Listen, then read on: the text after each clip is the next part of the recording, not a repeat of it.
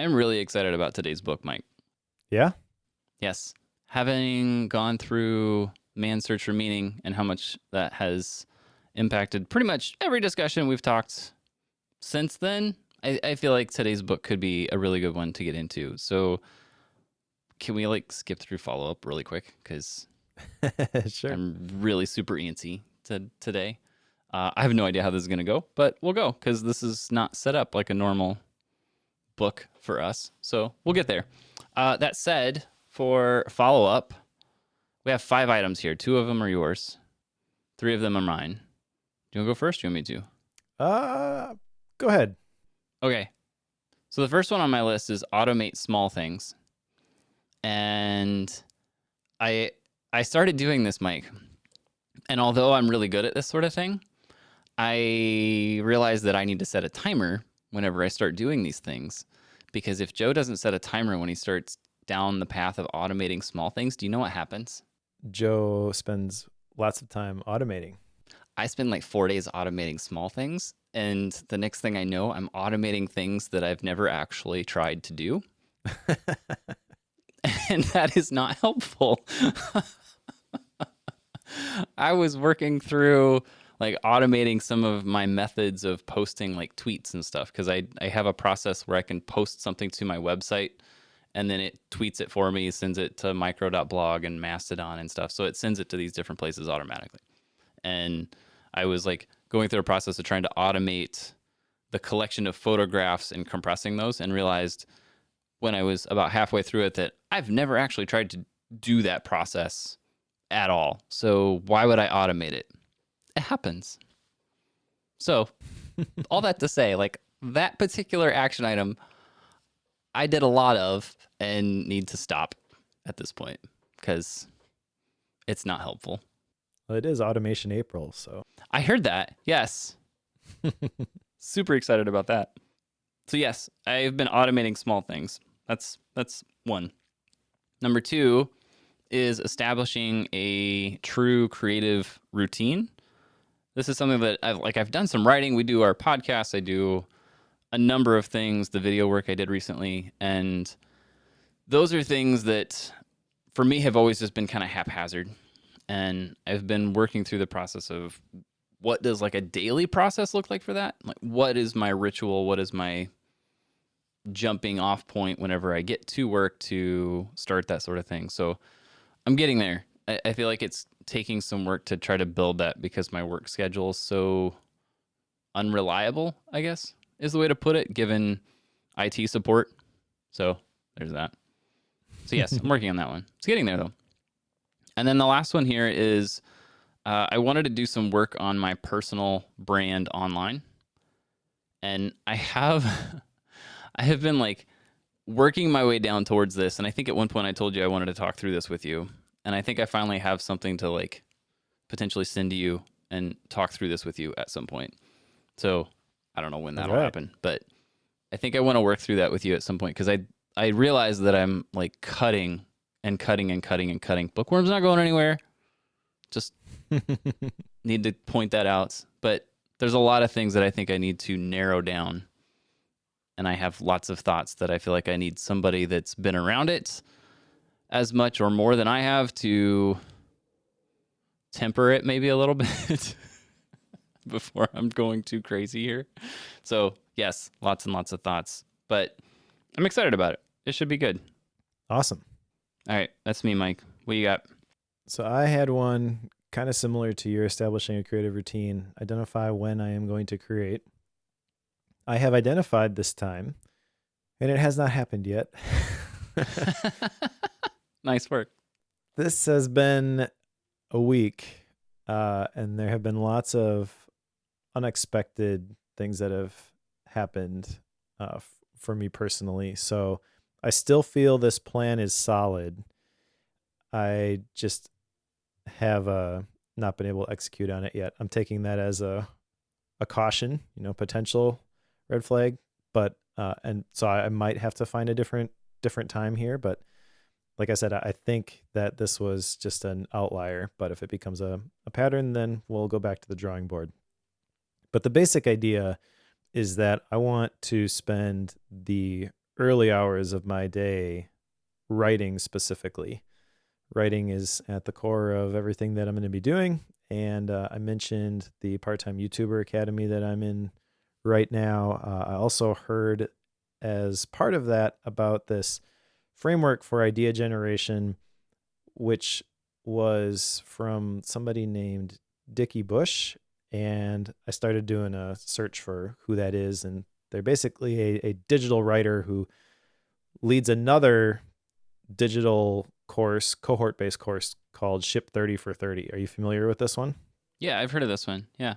Okay, so I've signed up for that as well. Nice timing, dude. Yeah, so it ends actually, or it begins the week that Part-Time YouTuber Academy ends.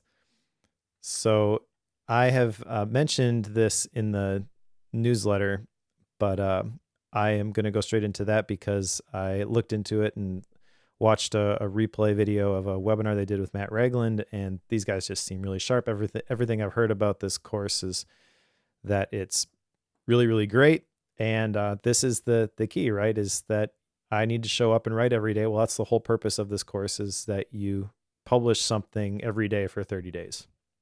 So this is putting my feet to the fire, making me do that. And then I also feel like the format that they teach you is going to be effective for some of the YouTube stuff that I do. So I see a lot of overlap there. I'll put a link because I have, when you sign up for it, they give you full disclosure, an affiliate link. So if you are interested in joining the April cohort with me, you can use my link, and then I get a little bit of a kickback. So that would be great if you want to help me offset the cost of that course too. Yeah. By the way, Bodie Quirk is going to be doing it with me. You know Bodie. Oh, fun. Yeah. Yep. Yeah. He just went, he went indie here just recently, right? He did. Yeah. So I'm going to make a note here. I have no idea what the link is to his thing, but I'm going to find it, put it in the notes for people who are listening to this. It's like a personal Bible study thing that he like coaches you through, I think.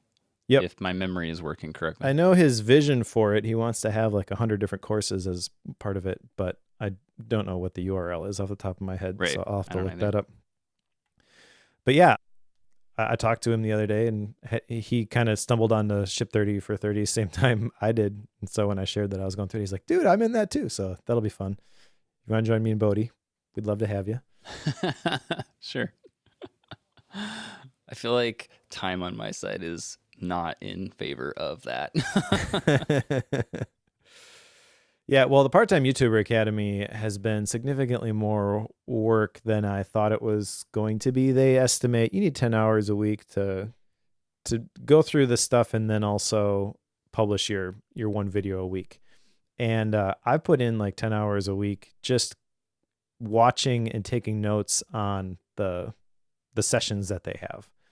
So I have not been able to publish anything. I asked that question prior to signing up for it, though. Like, if I'm not able to publish these videos, is there still value in me doing this? So yeah, it's fine, you know. And I think there is. So that's I've kind of resolved myself to the fact that I'm not doing it the way Ali would like me to do it. But the just information gathering, you know, I shared with you a picture of my new background setup, you know. So Yep. I'm all set up. I've got the systems. Now I just need the prompts, which is the other action item here. Create my prompt for the next day before I leave. I've got my prompt right here. It is the power of the pivot, but I have not been able to sit down and write about it yet. Nice. So yeah, a lot of these things are I feel like they're going to come together soon for me, but haven't yet. So I guess I failed. Is the 10 hours thing a 10 hours on top of watching the course? Is that the intent of that number? No, they say it's supposed to be 10 hours total investment for this. It's a part-time YouTuber Academy, but there's so much valuable information in it. Right. There's basically a 2-hour session by Ali Abdal every week. There is a 2-hour session by somebody from the team who at first I almost like didn't even watch those because I signed up to hear from Ali Abdal, right? But those actually might be better than his sessions. They're really, really You're good. saying this publicly. I think he knows it. I think he knows it. He, because Ali teaches his system and it's really, really good. But the other sessions, they are able to dive in deeper. So it's unpacking, like creating your niche is one of the sessions that Ali talks about. But the really valuable stuff for me is in the other session where they like deep dive into niching or niching, whatever. So like that, it's just that's resonated for me. And then the questions that are asked in those sessions, it feels like there's more of an opportunity to go a little bit deeper. Now, everybody wants to get an answer from Ali Abdaal. So he's got to crank through all these questions, and usually they don't even get through them all in time. But the other one, there's more space, so they're able to go deeper with it. And then there's a guest session from like Mr. Who's the Boss has done one. The one this week was Pat Flynn, but I didn't get a chance to watch that one yet. So those are all like 2-hour sessions. Then there's a Q&A session on Fridays. And then there's additional sessions that like pop up here and there that you can attend. Like I attended the one that was like no more excuses. Like it's time to make your video. And the whole purpose of it is just to overcome any objections to you being able to publish. So you add all that stuff up, and then I've got to like, okay, what was that? That was really good. So I got to back up the video, take my notes, So all that adds up to I'm investing the time, but I haven't had any of the output yet. Right. But since Ali listens to Bookworm, I will say super A+ on this course. Totally worth the money. Really glad I signed up. I would not hesitate to recommend this to anybody. It's really, really good. And it's interesting because YouTube is weird. Like there's an algorithm. And so I think people kind of have this thought that like, well, you just got to hack the algorithm. And they're looking for those life hack type. If I do this, this, and this, then it'll just blow up for me. And it's not that simple, but Ali does a really great job of explaining the principles in a way that's really, really practical. Like my background video, the YouTube, you can't see the whole thing here, but simple little thing. He makes an offhanded comment. He's like, every YouTube background should have 3 things: a bookshelf, a lamp, and a plant. I'm like, okay, well, I've got the books. Yeah. So spent $75 at the local hardware store, got these little like LED circle puck lights to put behind a plant I put on my bookshelf, put a lamp up in the corner. Makes a huge difference. So there's a bunch of little things like that have just been like aha moments for me. And a lot of foundational stuff in terms of the system for creating the content. I just need things to calm down just a little bit so I can start making this stuff. Yeah. Yep. Super fun. Excited for you. Hope it works out. Oh, it'll work out.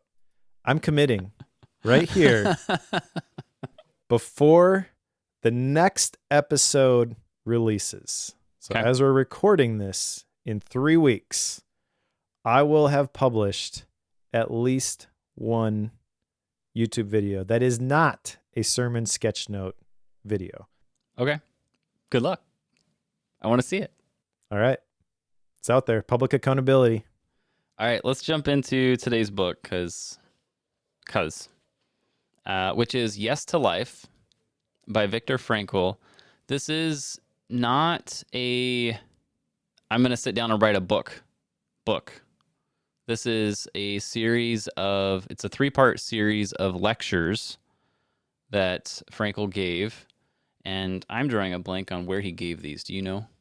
I do not. Mike? Okay, I'm drawing a blank on where it was. I know that's the whole backdrop of the book we're about to discuss, but to me that detail wasn't that important.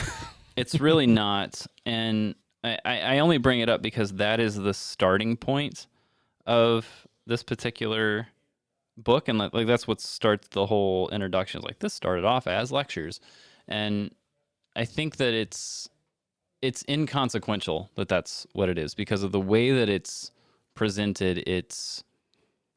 And my suspicion is that he wrote this and then delivered it word for word.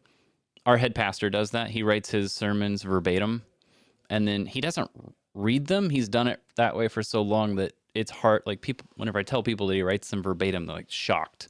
They thought he just operated off like a 10-point outline and that was it. But no, I suspect that Frankl wrote these verbatim and then delivered them like that. He strikes me as somebody that could do that very well. So that said, this is... Can I take us on a tangent here real quick? just Sure, on why that not? topic of scripting. Sure. So this actually came up in the Part-Time YouTuber Academy course.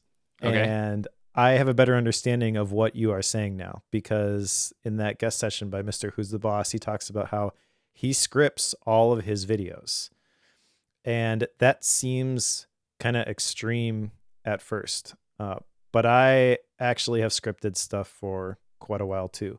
And so what happens when you script things is you've thought through it clearly in your own head and you understand how it connects. You're not worried about in the delivery if you are hitting every single word, but you have put the effort in ahead of time in the form of writing that you're able to just flow in that because you're familiar with the document that you've written ahead of time. And I think that's the way to do it. More people should give that a shot. Yeah. It's an approach that I'm slowly working my way towards. I've for a long time said that like, scripting is not a thing I ever need to do because I think very quickly on my feet generally. So it's not something that I've ever really needed to do. Like if you've seen any of the video courses I've done in the past, it's stuff that I maybe had a 2 or 3 point outline. I'm not kidding. Like 2 or 3 lines. That was it. And then I would go record for 10 minutes and then edit it down to like a 4.5 minute video. Did it all the time. Like that's just how I will do that sort of thing. When it's software and you're clicking through like that stuff, I can do that very easily. But when it gets to trying to synthesize an idea or trying to make sure you cover certain things, like trying to script it out, I feel like is super helpful. And again, it doesn't matter if you cover it verbatim, delivering in the delivery side of it. I think it has more to do with the thought process and thinking it through ahead of time, like you're saying. Yeah, and when you do that, what happens is you're able to make things a lot more concise, which is really important when you are talking about YouTube specifically, is you got to keep people's attention. And that doesn't really matter with Victor Frankl, except to say that is very much his style where every word matters. Every word has been carefully considered. And so there is no fluff in anything that he says. Right. Yes. And that's something that I feel like I need to do better at. So, yes, there's that. All right. So this, like I was trying to say earlier, this book is laid out. Sorry. Sorry. Didn't mean it that way. This is laid out a little different in that there's really not chapters. There are, but there aren't because it's lectures. This is partly why I bring it up because the layout of the book is significantly different. There's an introduction, which is by Daniel Goleman, who wrote Emotional Intelligence that we covered here on the show. And he delivers the introduction here. And then there's the 3 lectures that we'll cover. And in a normal outline and in a normal bookworm episode, what we would do is work our way through either each chapter or pick out a few chapters that made sense to us. And I'm assuming you've looked through the outline at this point, Mike. This is not that way because those don't exist. Yep. There's essentially the 3 parts or 3 chapters, and it covers the entire 107 pages of the book with those 3 parts. So there really isn't a way to break it down in that sense. So what I've done for today's layout, and feel free to change this if you want, Mike, but I picked out like some quotes or main points from each of those and then tried to kind of summarize what the entire lecture is about to a degree. And then he helps do that at the very end as well. And I feel like that would be a good way to cover this because each of these quotes or these points are things that we could easily expand on and cover quite a bit of territory with. Make sense? Yes. This will be an interesting episode because basically Victor Frankl has given us discussion topics, but we're really not going to debate the merits of what he has said because neither of us are qualified to do that. Not that we are anyways, but right. Nor do I have any interest in being. But let's just jump in here. So in the introduction, and again, this is by Daniel Goleman. I don't want to spend too much time here unless there's something that really jumped out to you, Mike. But he basically lays out and summarizes a lot of these lectures for you. So it's not really a spoiler, but it's not far off of that. The only part in here that I wanted to point out is just where the title of the book comes from is laid out here. and Victor Frankl does point this out a little bit in the book as well. But there was a camp which held political prisoners. This was the Buchenwald. The notorious Buchenwald was a part of them. Anyway, there was one of the first commanders of Buchenwald, if I'm pronouncing that correctly. It was built in 1937, but he ordered that a camp song be written. And one portion of that song, I'll just read this to you. You don't want me to sing it to you. But these are some of the lyrics from that. You don't want that. Whatever our future may hold, we still want to say yes to life, because one day the time will come, then we will be free. Now, this was the song that was sung by the prisoners of this camp, and that phrase, yes to life, is where Viktor Frankl kind of sits his hat on it and says, this is what is important. You're making the choice to say yes to life. So anyway, that's where the title of the book comes from. Yes, again, a tangent. I think a YouTube channel, Sound Guy Sings, is a great idea. So let's make that happen. I don't think that would go as far as you think it would. It would be opposite of what the expectation is, just because I'm actually an anomaly, I've learned, in that I cannot sing, but a very large number of sound people are also either musicians or singers. Thus, they have the ear to hear it. Okay. So I've learned that I'm actually an oddball with that. So okay. I don't know what that is. But it would be very interesting to take people who are usually on one side of the soundboard and then just put them on the other side. Yep. But I'm not volunteering. So I need to ask you about this introduction. What do you think about the style and rating here for Daniel Goleman rating this? I was a bit taken aback by it, and it didn't strike me as a Daniel Goleman writing for some reason. It was just very different than what I remember his writing style to be, and it made me wish he would rewrite Emotional Intelligence with this style. Yeah, so I kind of had the same thought. Not that Emotional Intelligence was bad. I very much I like the subject matter, but I think the style neither you or I really cared for, because I would say it seems a little... We talked about how Viktor Frankl is very concise. Every word has meaning.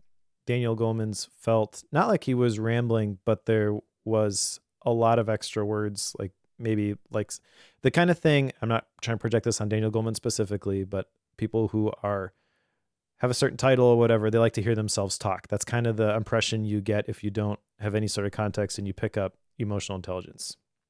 But this introduction was great. I absolutely loved it. I saw Daniel Goleman on the top and I'm like, should I skip this? And I'm like, no, better read it. Really, really glad that I did. I feel like I am completely projecting at this point, but I feel like he was asked to write the introduction to a Viktor Frankl book. And he's like, oh my goodness, Viktor Frankl, I better bring my A game, and just knocked it out of the park. I feel like he did a great job setting the stage for this book.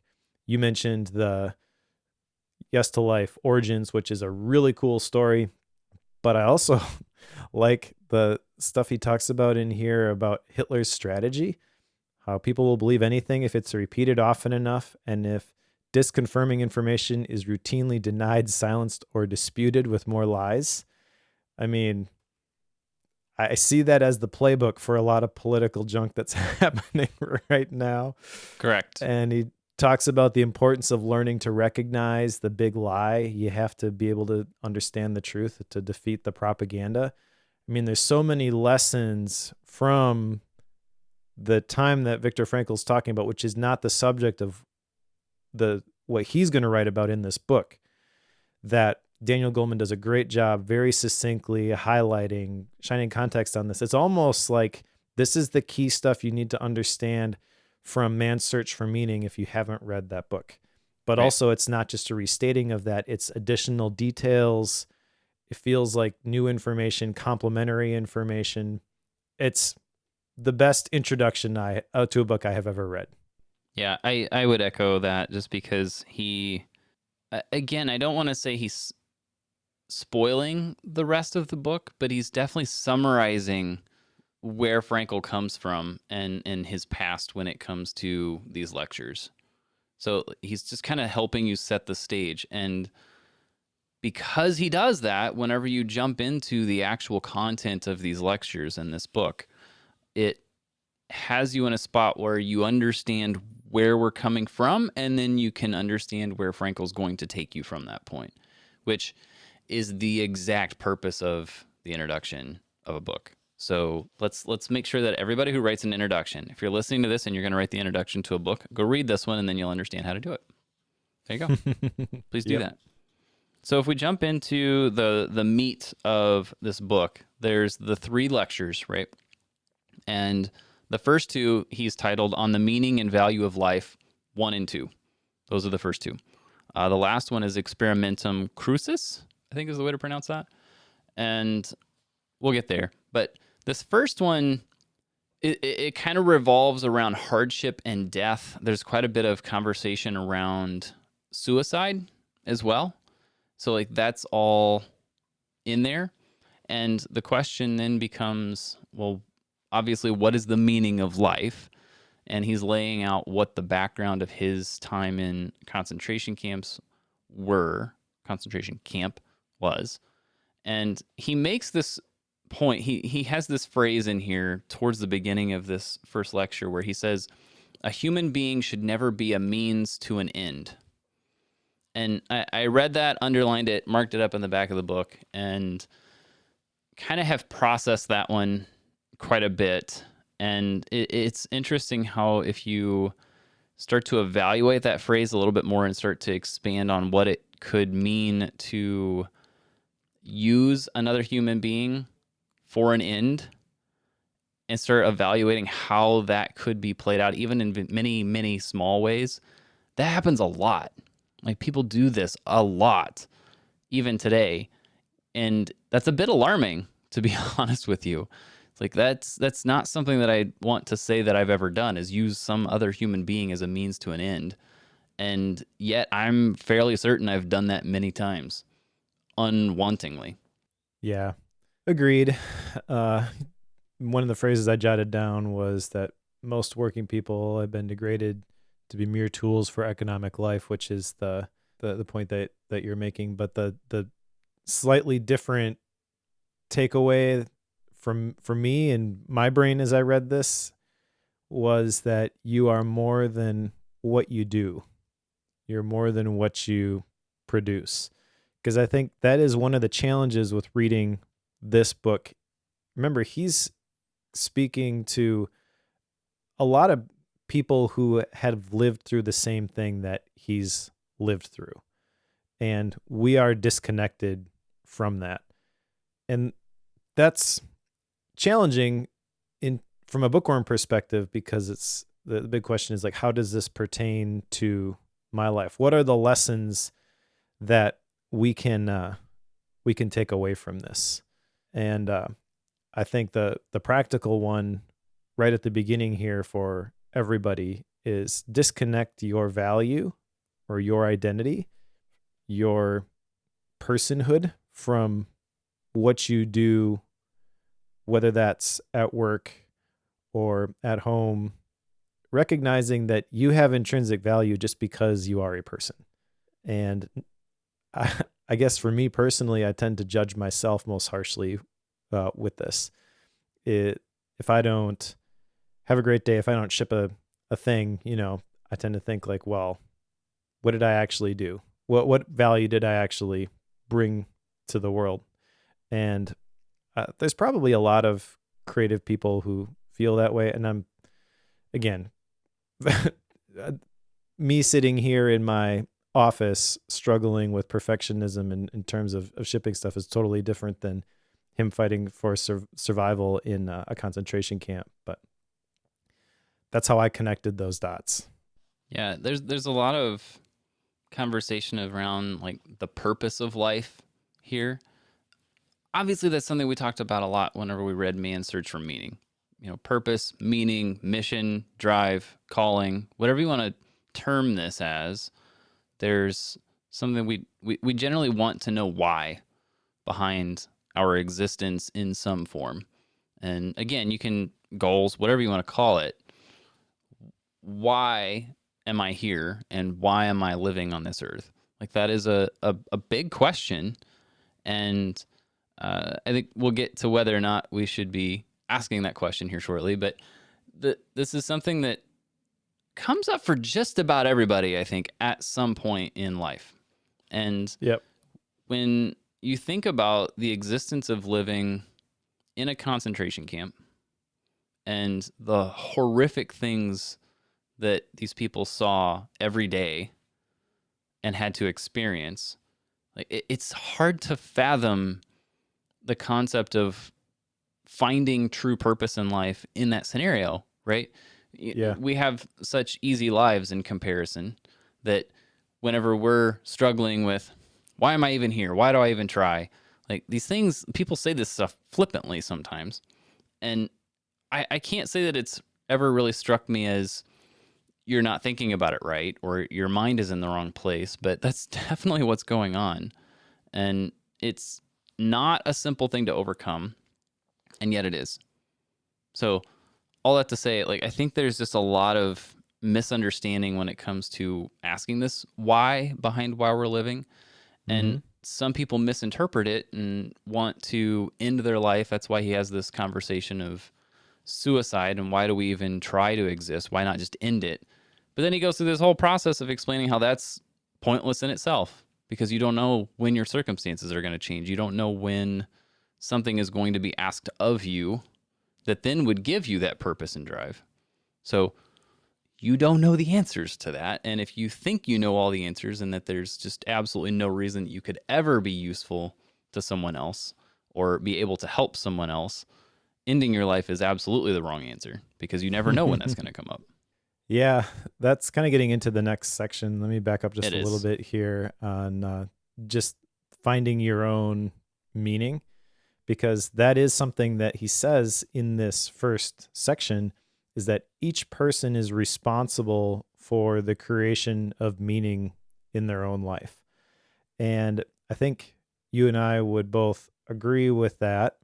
But the one that was a little bit not surprising, not jarring, but made me go, was to ask, what does life expect of me? Because maybe this is the American rugged individualism showing, but we tend to think like, I can make my life whatever I want it to be. And I do think there's some truth to that. Self-determination is a very powerful thing. Personal responsibility, we've talked about that. But I think it's an interesting question and a very valid one to ask, instead of like, what do I want out of life? What does life require of me? Because I think when you view it through that lens, you end up with a lot more selfless motives, which the further I get on my productivity journey, I realize that that's the stuff that matters anyways. Thinking back to, I think it was The Second Mountain by David Brooks.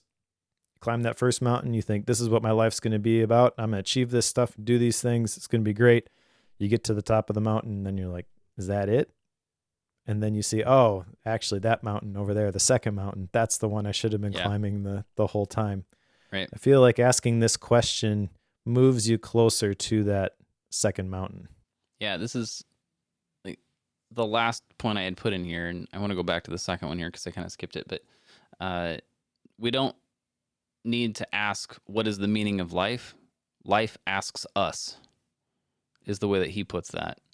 So yep. If we're asking what's the meaning of life, like the assumption actually there is that it's the same for all of us, which isn't true. And yet if we flip it, what is life asking of me? That's a lot more of an interesting question, because then it leads you down like, what am I good at? What am I skilled at? And how can I use that to help other people? Like what is being asked of me that I can contribute? That's really where that starts to come into play. And when you flip it on its head like that, it really eliminates a lot of the self-pity stuff that tends to float around, because it really doesn't give you an out, right? Like, I don't want to do all the hard work to use your example of building a YouTube channel. People want the tips and tricks. They want to do it quick. They want it to be easy. But hey, guess what? The key is consistency and creating quality and being helpful to other people, right? And if you're able to help other people consistently, you just started to drive meaning in your life. Like asking the question of how can I help other people? If you can see through your difficulties and through your hardships in order to find that answer, then you have found your meaning, if that's a thing that you need to ask. Hopefully that makes sense. Yes. I think also in terms of finding your own meaning, it's intrinsically tied to the value and meaning of others, which is kind of the point that you were getting to. But in this section specifically, he talks about how they were frequently told as they were getting their one meal of the day that you're not worth the soup, which they would be really excited when they got a chunk of potato, right? So it's not much that is sustaining their lives at this point. And being told that this meal, if you can call it that, you're not even worth this. Like they're being told that all the time. And so you have to constantly be fighting against that. You have to constantly be telling yourself a different narrative. If all you do is absorb the same message over and over and over again, then that will trickle down and you will eventually start to believe that you have to answer that, which is why this is so important, because it has to originate from inside of you. You have to know what you believe. You have to confess it. You have to have faith that this thing is more true than this other message that I'm hearing. And I want to call out one thing too. If you are in the process of trying to determine what is your why in life, if you distort it somewhat away from including others in any capacity, and it's purely internal and your own individual experience that you're trying to find meaning within, it's very easy to end up going down this pleasure path of seeking primarily pleasure throughout life. Like when people talk about retirement, what's the vision that comes to your head? Like a lot of people, it's I'm on the beach every weekend. I can sit back, sip my... Oh, I know exactly what this looks like because I just went and visited my parents down in Florida. There you go. And the place that they stay is full of people who are retired and they just go down. They're snowbirds. Yep. They come from Canada. They come from the Midwest and they go down there and they just enjoy life for several months. And that, I don't know. I mean, I don't want to say there's anything wrong with that, but Victor Frankl might say there is. He would at least say there's more to life than that. That should not be the goal. Like to get to the end and just be comfortable. And I'm not saying that everybody who's down there, that's the way they view it. But there definitely are some people who do view it that way. I had some conversations with people while we were down there and it was like, well, this is literally your whole reason for living is you show up at the pool here every day and you complain about stuff and you go home and you sleep and you do it again tomorrow. Right. But you can also take this to the next step, right? So one of the quotes that's in the book, this is why I brought it up, pleasure in itself cannot give our existence meaning. Thus, the lack of pleasure cannot take away meaning from life, which he then says, which now seems obvious to us because they had just come out of the war, right?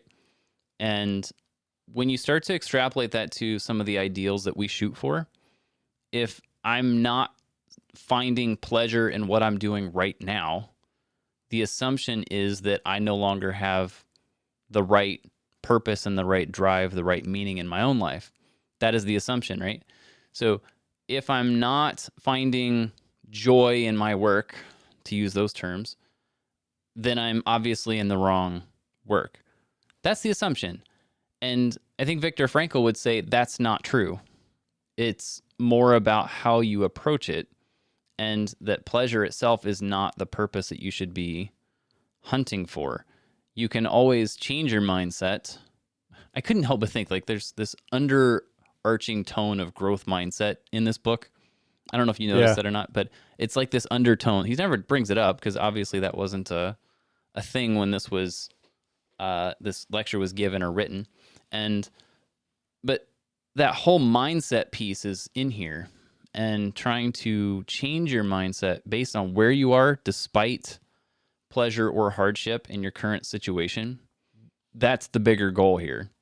I think that's what he's kind of driving towards with this. Agreed. Way to make it practical. I Trying. agree. Growth mindset is the core theme in like every book that we read.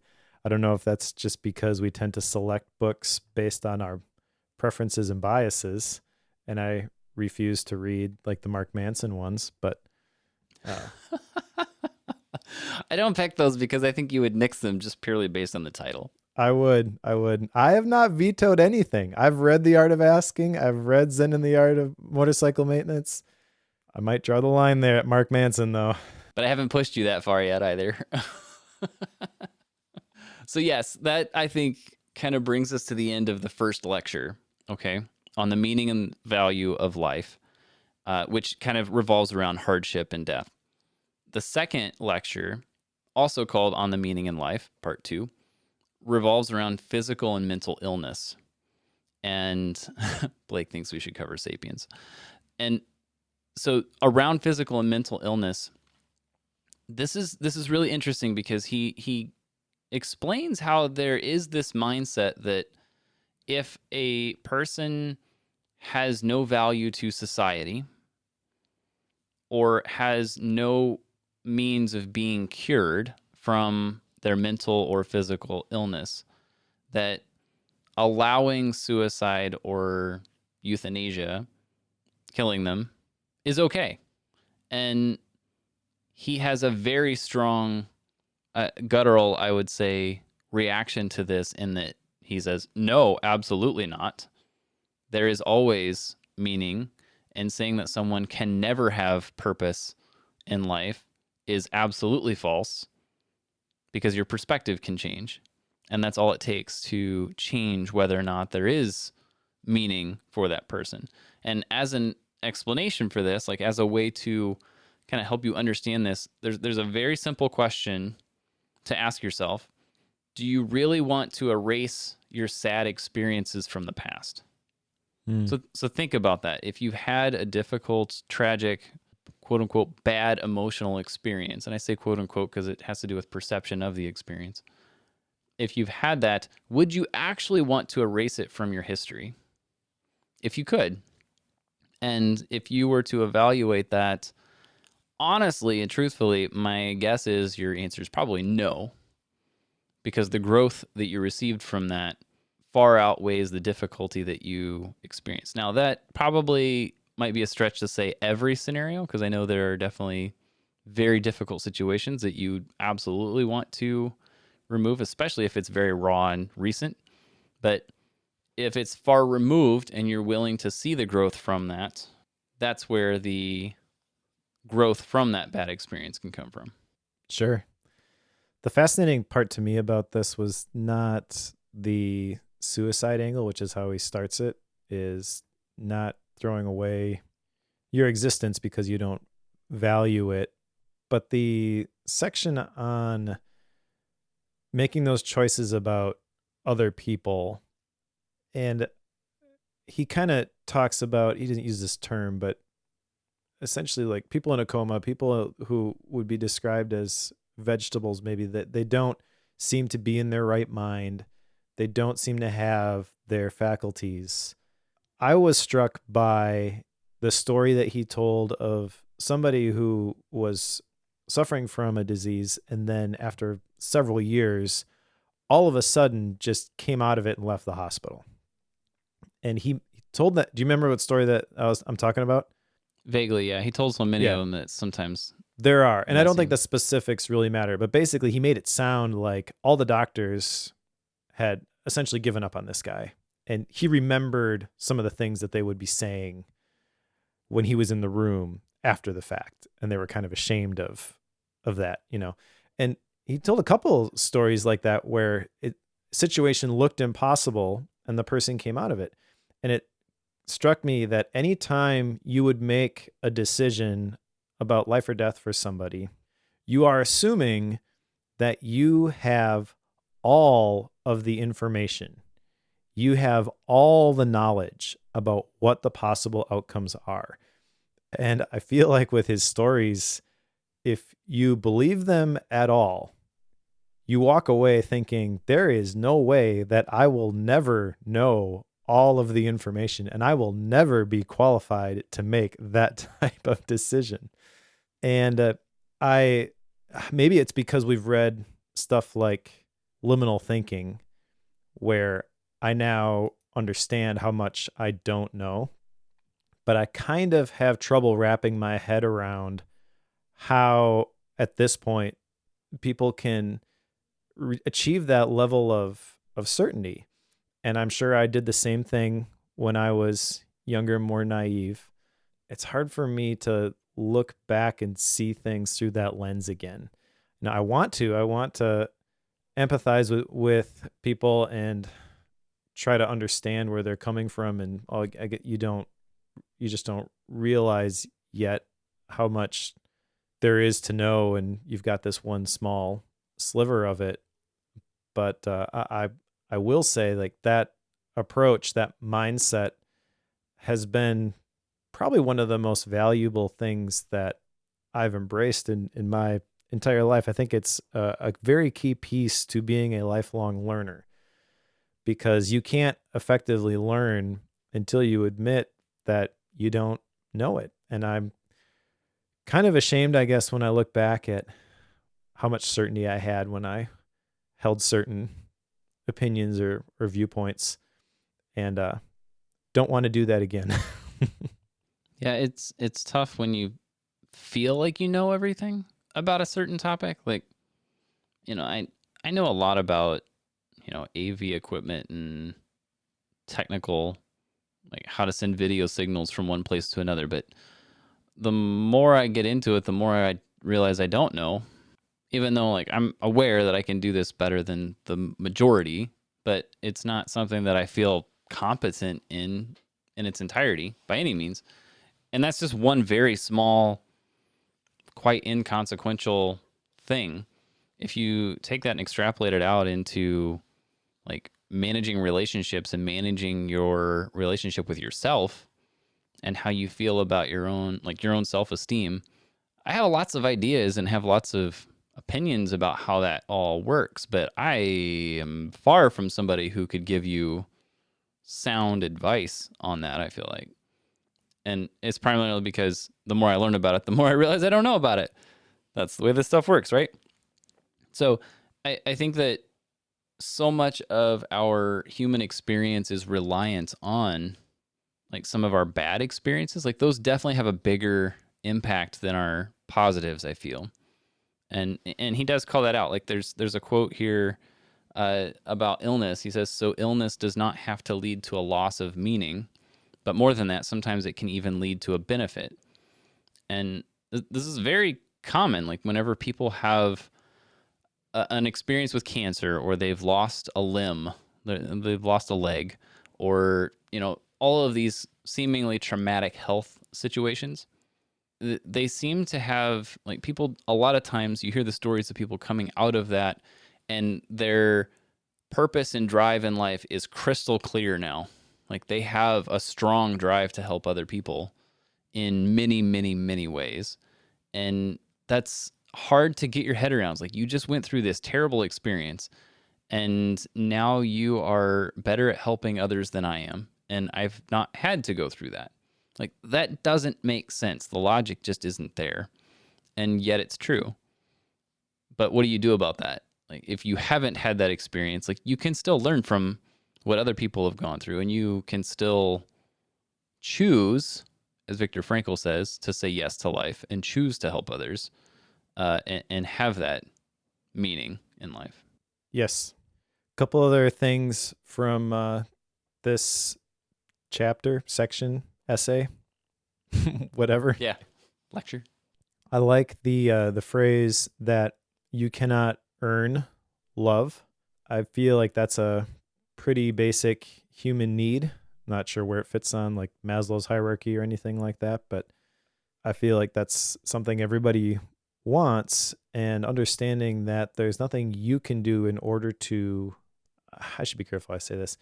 You can't, it's not a transaction though. You can't put in X and get Y back. It's not something that you can ever earn based off of production, going all the way back to the beginning. Like, you have value because of who you are and the relationship, not because of what you do.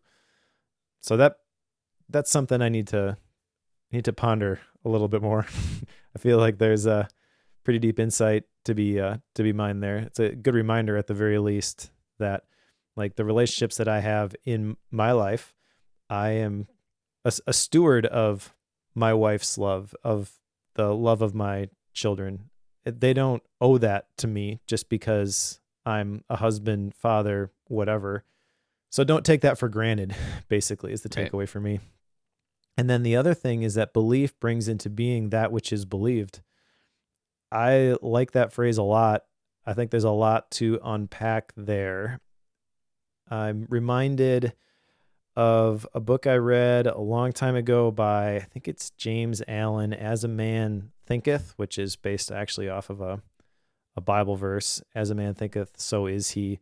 But I think there's a lot of truth to not just the power of positive thinking, going back to like Norman Vincent Peale, but confession and your words, the words that you speak specifically, I think those frame your world. And I want to be a little bit more careful about what comes out of my mouth. Ultimately, I believe that's going to have a positive effect on the thoughts that I think, because I believe it's a cycle. But the filter first is be very, very careful about what I allow myself to explicitly say, not just to other people, because it's almost more powerful when I hear myself saying things than when I hear other people saying things. At this point, if someone were to tell me, you're a loser, I'm able to shrug that off pretty easily. But Right. if I'm calling myself a loser, and that's an extreme scenario, but not for some people. Yeah, some people tell themselves this all the time. Mm-hmm. And it's almost heartbreaking. That kind of goes back to John Acuff's soundtracks. Like the repetitive sayings that you tell yourself all the time. Like, it has a much bigger impact than you think it does. So I think that brings us to the last lecture here. Unless there's something else you wanted to cover with it, Mike. Nope, I'm good. The second one. So the last one is Experimentum Crucis, and this is about the fate of the concentration camp. And this is actually a lecture. He tells the story here at the beginning of how during one of their marches? I don't know. They were moving from one place to another. They're moving some of the prisoners from one place to another. And he started practicing a lecture during his time there. And this is the lecture he was practicing, the one that he gave as the third part here.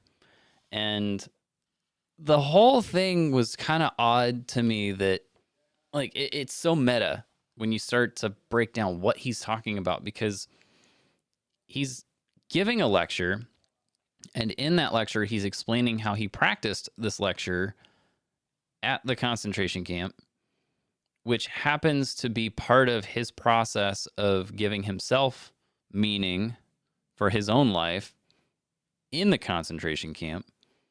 So it's like this cyclical thing. So it's so fascinating to me. Like, it's almost it's a psychological conundrum for me, because it's like, how does this actually work?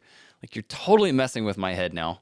It's so interesting. But anyway, that aside, starts it by talking in the third person too. I know, and that he's like, didn't help.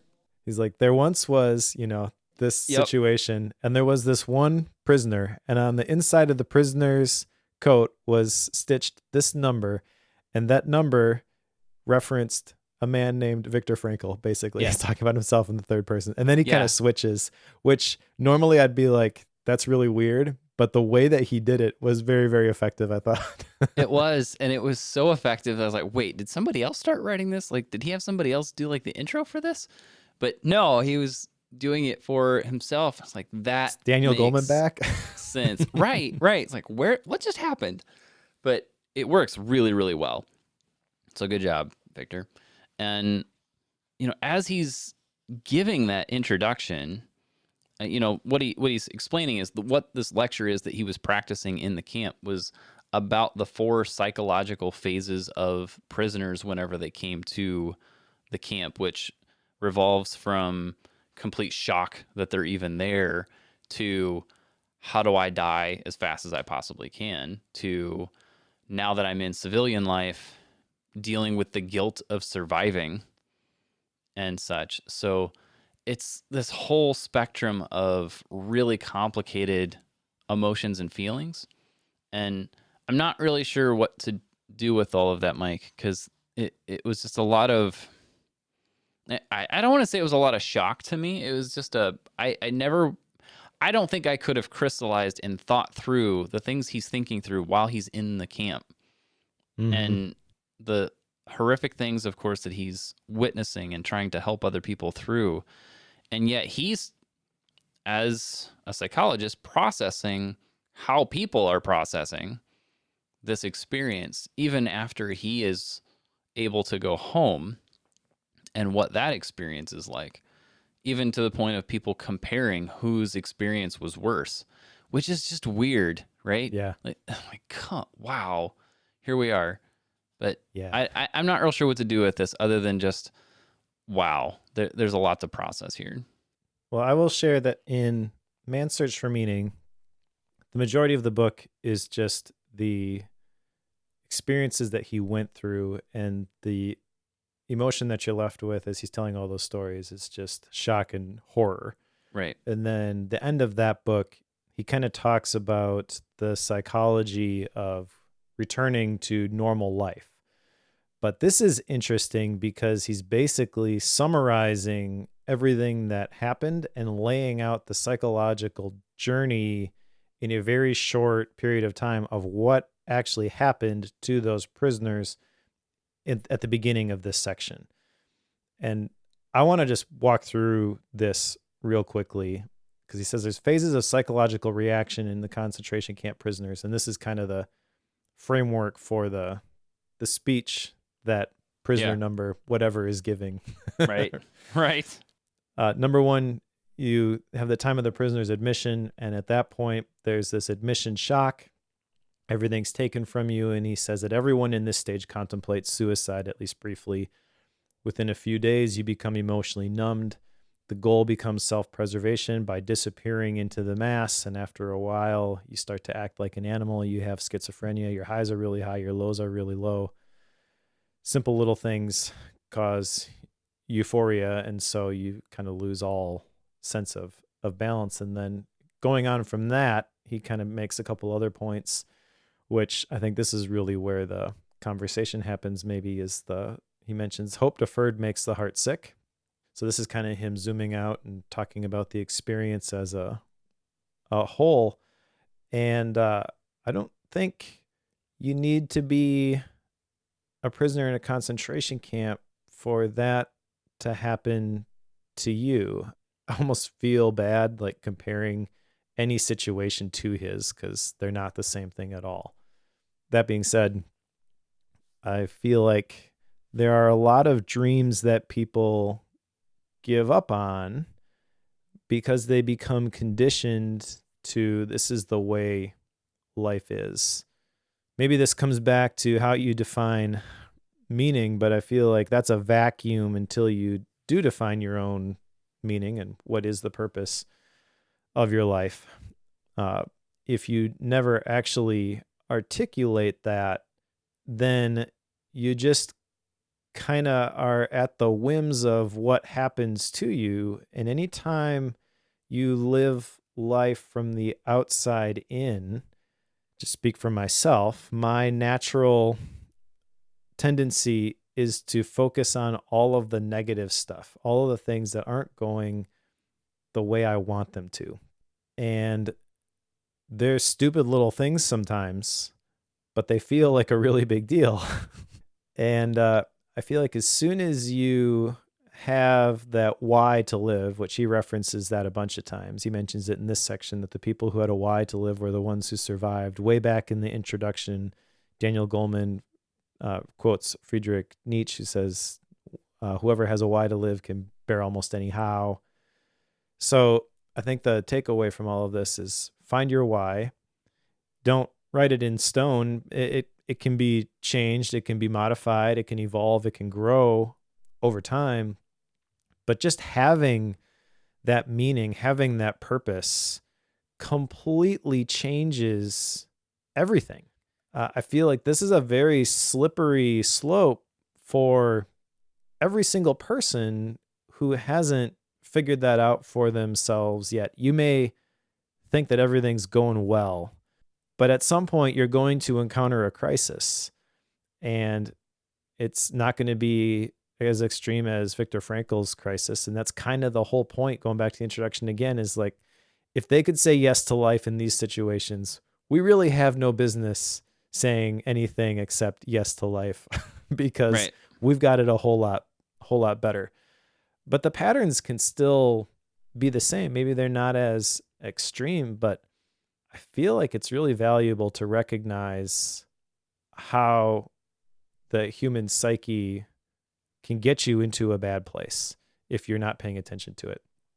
So my big takeaway from this is like, he's telling this story of, this is what I saw in the concentration camps. And then he's kind of like bringing it back to everybody else who wasn't there, and telling us that we've got to learn to be happy, that the human souls can be strengthened by experiencing a burden. So the fact that you're going through something, that's not a declaration that your life has no meaning. Maybe that's the reason for your meaning. Like, you got to reconcile all this. You got to connect all the dots for yourself. And then once you do that, like, go forward. That's the message for everybody. That was his message at the end of Man's Search for Meaning is, okay, you can't stay in the concentration camp. You can't continue to be upset about everything that happened. You're never going to be able to repay every single person who wronged you. So quit holding on to that stuff. You're free now. So act like it. Go forward. And so maybe this is getting into style and rating now. I don't know. But like, that's the call to action, for lack of a better term, for every single one of us, I think, as we read this book. It's like, you've got this gift. Do something with it. Do something meaningful. Find your own meaning. You can't allow other people to determine what is valuable and what your life is worth and why you're here. I heard somebody say one time that when you let other people when you let other people create your world, they'll always make it too small. And I feel like Victor Frankl would agree with that. And that's what I'm challenged to do as I wrap this up in this last chapter, is to think bigger. Yeah. And one of the ways that he says this, and I'm summarizing, is to say yes despite everything. You can have great hopelessness, but if you choose to say yes, you win, because you're holding on to that hope, and you're not letting excuses get in the way. How's that phrase goes? Like, the best, what is it? If you want an oak tree, the best time to plant it was 100 years ago, but the second best time to plant it is now. Like, that, you get what I'm saying. That's not the exact wording for that, but if you want something great to happen in your life, the best time to start is now. And if you wait and make all the excuses, then you're essentially giving up. Whether you want to admit it or not, you're giving up on something, whether it's a very small piece of hope or you're giving up on a dream, whatever it is, you're letting go of something you shouldn't be. You're letting go of some of who you are, and making, in some cases, you're blaming other people. Like, that was one thing, and I don't want to get into this too much, but he talks about like how a lot of times people would say, I didn't even know what was going on in the concentration camps. Mm-hmm. And it was a way to like deflect responsibility. Yeah. It's like, they maybe kind of knew, but chose not to do anything about it, because if they claim they didn't know, then they weren't responsible for anything because they couldn't have done anything, because of course they didn't know. Like, people do this all the time now. Like, I didn't know that was going on. So then there's nothing I should have done, and then I can deflect that responsibility. We kind of do the same thing internally, at least I do, in like, I don't even know what the blog that I want to be. And that's because I don't have the time, because so-and-so took it from me and I don't have the ability to devote the time to that. Well, that's me making excuses and deflecting that responsibility, right? Like, that's me not accepting my part of that. I'm not accepting my own piece of that, basically. And I'm letting somebody else take it. So I'm not saying yes to it because I'm not devoting myself to that task. It's the same thing. No, take your pick, whether it's exercise, time with your kids, all sorts of things, devotion to your wife, your spouse, whatever that is. If you say yes and choose to make that decision, I think that's what Victor Frankl would want us to accept. Yeah, let's talk about the letting go piece for a second, because I feel like that is important in terms of finding your own meaning. So if you, and maybe this is just related to goals and achievement, and so this is coming all the way back to the very beginning of this book about how you have value apart from what you actually do. But just for the sake of argument, let's say you have this identity that is associated with a certain situation, and then you are removed from that situation. Let's just, based on my age, let's just talk about like a professional athlete, right? The window has closed on me being a professional athlete. So my identity in high school and college was an athlete. I played basketball, I played soccer, I played tennis. I was on the college tennis team.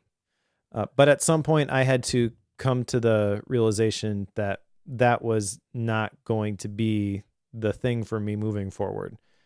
And so I had to let go of that and replace my identity with something else. For Victor Frankl's situation, because we read Man's Search for Meaning, I remember in the introduction to that book, he talked about how he was writing a book or some papers or something. He had actually kept that in his coat when he went to the concentration camps, and he had an opportunity to flee the country ahead of time, but he chose to stay, right? So he's put in the concentration camps, and the best years of his life are taken from him. So how you navigate that, I feel, is very important, because when you feel like you've lost something, you can tend to attach to that and feel sad about the thing that you no longer have. But when you do that, you miss the opportunity to move into something different. Like Blake is saying, I could totally be a pro curler or an archery athlete. Right? That's exactly what I'm talking about. It's a shifting of focus. I'm not going to do that because that's not the thing for me. But the opportunity is there, and you will never see those opportunities until you are willing to release the previous thing. And I feel like that's something I've struggled with. Is I've identified this thing is really important to me, and I am associating my identity with this thing. And then whether I have to lay it down or it gets taken from me, that transition I feel like is very important. Yes. And that's where the whole saying yes piece comes in, I think. Saying no to some things to say yes to others. Now we're right back into so much of the productivity world, right? Yes. Choosing what to say yes to, choosing what to say no to, the whole effective mindset. But holding it all lightly. Yes. It's fine to go all in with something and do it to the very best of your ability, but being willing to change direction and do something else, I feel like, is a very important skill that everybody needs to develop. But it's important, that last point you just made, it's important to realize that you can develop it. Now, at this point, anybody who's hearing our voices at this moment, hello to those of you on the podcast. this is something that I'm guessing all of you know. Like, you're listening to something for the hope of getting better or finding something that will help you get better, right? That's why people listen to Bookworm, finding books that they should or shouldn't read. And this is basically everybody in our audience is stuck in the growth mindset world, right? So that's probably not new, but if you happen to be one of those few who is in the fixed mindset world, who's not thinking you can grow and get better and make these choices, like, it's all a change in your mindset. Like, this is one of the overarching themes. I guess I'm kind of transitioning here, but one of the overarching themes that I saw out of this book is that our brains and the way that we think are way more powerful than we want to give ourselves credit for. Just a sheer shift in how we think about a given situation can dictate whether it's a fatalist view of our future or if we see that there is hope and great promise for the future, even if the circumstances are identical for two different people with those two different mindsets. So that was just something I was very struck by. And I think the last time we read Victor Frankl, I had the same experience. Like, our brains can do very good things and very bad things with the exact same circumstances. Mm-hmm. Yeah, the brain is a very powerful, I was going to say organ, but it's more than that. It's really like the engine for your psyche, and how you think about things is like the fuel that you put in it. And you really have to make sure that you're protecting your biological machinery. If you don't change the oil in your car's engine, it's going to seize. And it's harder to realize it's harder to see evidence, physical evidence of that in terms of how somebody thinks about things. But I feel like the results are even more catastrophic. Like, yeah. This is a really, really important topic. You really got to get this right. And that's also compounded difficulty-wise because you're never going to nail it. I feel like it's a journey, and you just continue to try to get better at it over time. You try to make those 1% improvements, but the benefit of doing that is so critically important. And it's hard to verbalize because it's hard to see what you're missing out on. I read something recently. Somebody said the most successful people that they know in their life tend to be the most positive. And I was like, that can't be true. That's got to be just like a small subset. Maxims that somebody made up, right? Yeah. There's probably some negative jerks out there who are really successful. And so I started paying attention to the people that I knew in my life and asking myself, what's their mindset on things? And I realized, like, he's right. They're all positive. They've all got, their quirks and areas where they can do better, but we all do. And I feel like you don't want to get to the end of your life and realize that the thing that was holding you back was your own resentment about things that happened to you. That's what speaks to me about reading these types of books. Like, you got to just let it go. I feel like it's a good place to stop here. So that begs the question now, Mike, about action items from this.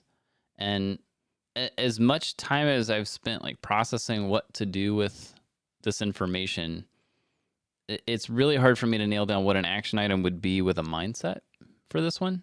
Yeah. And like, as much as I want to say, like, this book led me to these 14 action items, I don't have anything written down for this. And like, that's just something that I kind of feel a little guilty about, but I don't. And it's something I think I'm okay with, just because I think that there's so much of this that, like, I just need to process what I just read. Yep. And I've been hesitant. I've been done with this for about 4 days now, and I've been hesitant to start our next one. And the time that I would normally spend reading, I've either gone on walks or I've just sat and stared out the window or something, because like, I'm just processing this thing. The Victor Frankl effect. It totally is. And I think I'm finally to a point where I'm close to being ready to just move on. But yeah, I don't think there's anything that I want to act on off of this in day-to-day life other than just mindset changes in little places. Even though I'm not real sure what that is, as much time as I've spent trying to figure out what that is. So that said, were you able to solve that problem? Or are you in the same boat?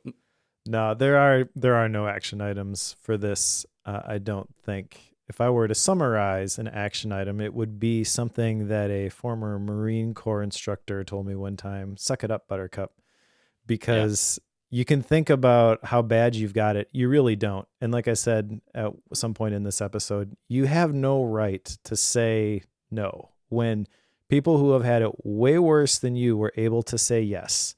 It is your responsibility to make the most of the time that you have here on this earth.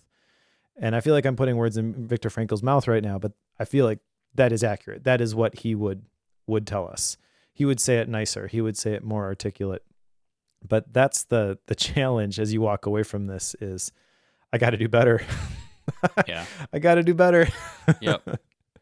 For Victor, for everybody else, Yeah, I absolutely find excuses everywhere I can. Like, if there's an action item and it revolves around that, but that's such a big territory. Like, I don't even know what to do with that. But yes, say yes. Basically, that's the answer. That said, style and rating. Well, we're talking about Victor Frankl, which is one of those, like, Man's Search for Meaning is the book that we tend to use as a guide.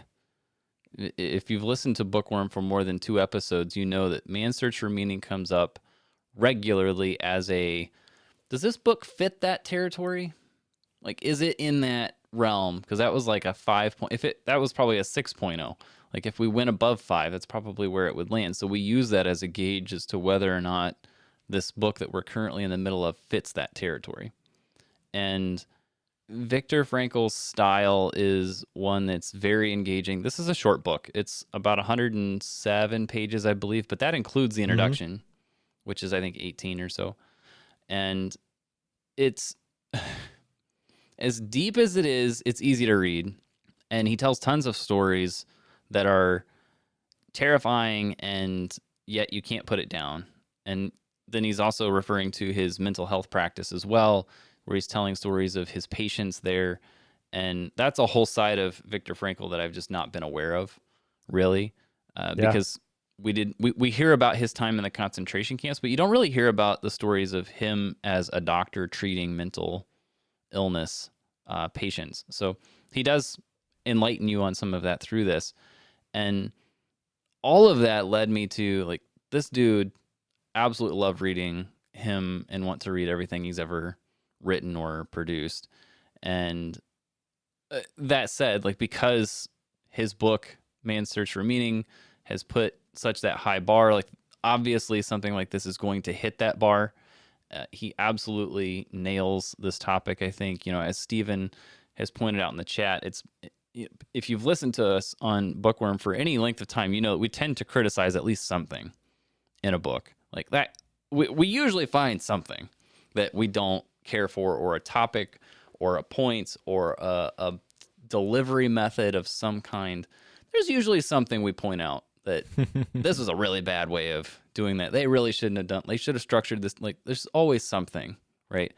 I don't think we had a single point here where we've even questioned something with this. So this is an easy 5.0, and I'm going to be shocked if you change that, Mike. But this one is one that's definitely up there. I absolutely would put it on par with Man's Search for Meaning. Absolutely love having gone through this. I'm glad we have discovered this one. I didn't know it existed till recently, so definitely a 5.0. Please pick this up and read it. All right.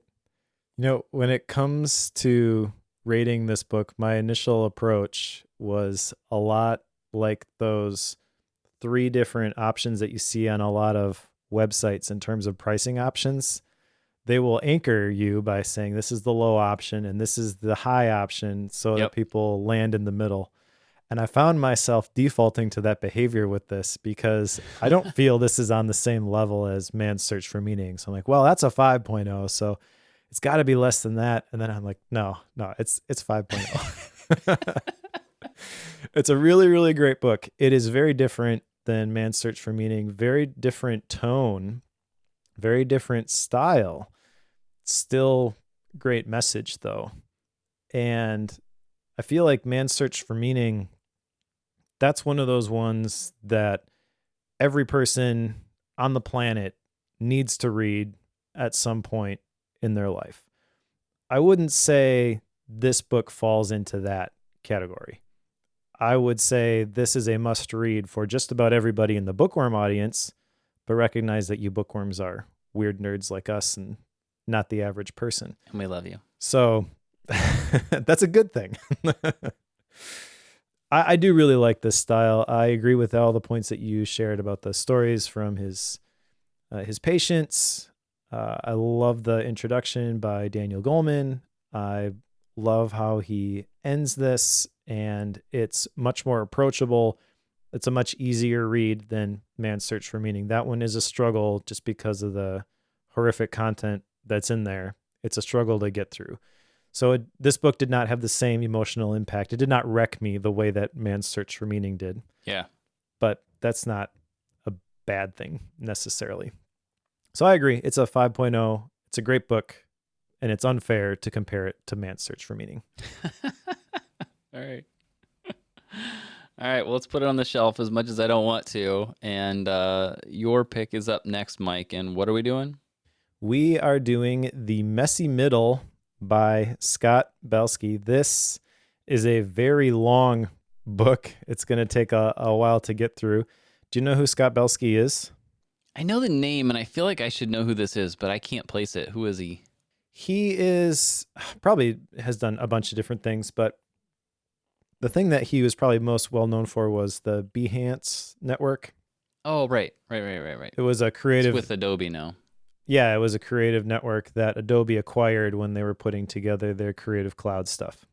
So he's been successful that way. And right at the beginning of the book, he kind of talks about people focus on starts and they focus on finishes, and anybody in the startup world will tell you, like, this is the struggle at the beginning, and then eventually we did this thing, and they skip over all the messy middle stuff. And so that's kind of what it's talking about. He's coming at it from a perspective of an entrepreneur, looking through the table of contents. I have a feeling this is going to be pretty cool because there's going to be business application to this. There's going to be personal creative application to this. And I'm about 20 pages into it so far. I do think it's going to actually go a little bit quicker because of the format of the book. They're very short chapters that have like half the page on the left is the title, and then a couple pages, and then you move on to the next thing, broken down into several different sections. So it'll be an interesting format, interesting conversation probably. But this is one of those books that I've heard lots of creative people talk about. Oh, this is a phenomenal tentpole, foundational book for my journey. It really helped me see things the right way. So that's what I'm hoping to get out of it. Time will tell whether that is accurate. Sure. I don't know. I'm excited to go through it. Planning to start it tonight. So if I don't like it, it's your fault. I'm going to blame you. Go ahead. What's after that? So after that is a 20th anniversary book for Steal Like an Artist. I think it's 10th anniversary. Is it 10? I couldn't remember. It was either 10 or 20. I can't remember You're the one either. that talks about it all the time. But Steal Like an Artist by Austin Kleon. And they have a special hardback version of it, I think is what the specialty is here. And I figured Mike talks about this thing all the time and how this has been such a big thing for him. I've never read it. I would like to read it. And I feel like you would be okay reading it again for the sake of Bookworm. So I feel like we should cover it once and for all. I agree. This is something that we have talked about a ton. And so I was trying to decide between this one and the Messy Middle. Floated the idea by Joe. Said, "Yeah, are you cool if I pick the Messy Middle? Because this is a really, really big one." And basically putting words in your mouth, you were like, yeah, as long as we have a really short one after that. Yeah, pretty much. Yeah. And Steal Like an Artist fit the bill. It's like, okay, that'll work. We got a short one before. We could do the Messy Middle, and then I need a short one afterwards. So it works out. Yep. That it does. How about a gap book, Mike? What have you been reading outside of these? I actually don't have a gap book this time around. Like you, this one challenged me, even though it's not very long. It took a while to get through it because you got to unpack what he said. It reminded me of in college, I had a religious studies class that went through a C.S. Lewis book. And again, it was like 100 pages, but we would have an entire conversation off of like a single paragraph out of that book. And that's definitely the same caliber of writing here with Victor Frankl. So didn't get a lot of outside reading done. Did start the next book. I have a bunch of Gap books that I read on vacation, and I will upload all of those notes and things to the Bookworm Club. So I will have something for next time, even though we've got a long one. But sure, yeah, I'm kind of in the same boat. Like I've been doing a lot of like outdoor work at our house. We're in that spring-ish time, so I'm trying to get a lot of stuff done there. So nothing there for the Gap book realm, but I am very grateful for all of those of you who have tuned in to listen to us today, live especially, and dealing with some of our audio hijack fun before we started recording here. So thank you to all of you who have joined us live. Always a pleasure to have you guys here. And it's always a fun crew, and the comments are always helpful. Like I think you've probably heard us mention those a few times. So if you want to catch those and you want to join us live, they're generally every other Friday at 12:30, 1 o'clock Central Time. And if you want to catch those, just follow the Bookworm FM Twitter account, and I always tweet those out whenever we've got them scheduled and ready to go. So we'd love to have you on the Bookworm Live, but we're also very grateful to those of you who are a part of our Bookworm membership, club membership. And that's just a simple $5 a month membership that gets you access to Mike's MindNode files and some cool wallpaper, cool place in the Bookworm Club forums, but also our undying gratitude to you for helping us keep the lights on, keep the show on the road, as they would say. And we're grateful. We're very grateful to those of you who are willing to do that. So again, if you want to join that, go to bookworm.fm/membership, and that'll take you to all the right places to create the account and get set up. So thank you to all of you who join. Yes, thank you.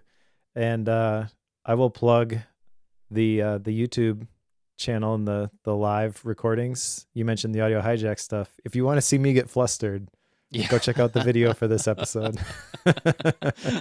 Mike was very fired up over his hardware earlier. I guess software would be the issue. Yep.